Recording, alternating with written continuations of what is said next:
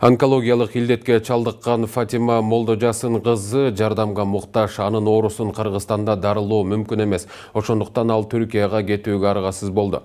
Бир жумадан бери анализдерин тапшырып, химия терапия алууга камынып жатат. Бирок саламаттыгын калыбына келтирүүгө $15.000 керек. Ошондуктан Фатима айымдын жакындары кайрымдуу жарандардан жардам сурайт. Фатима Молдожасын кызы сакайып кетсе, өзүнүн кайрымдуулук ишин улантат деген үмүт чоң.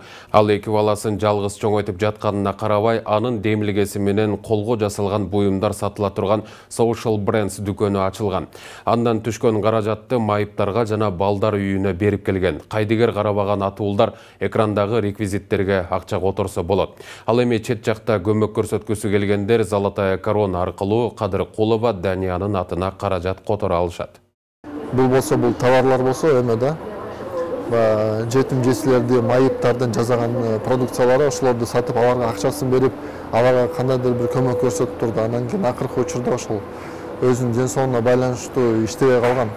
Көп дарыланып жүрдү, көп барикинде жакшы эмелерди процедура алайын деп аракет кылды, бирок бул жактан биздин медицина жардам бере албай койду.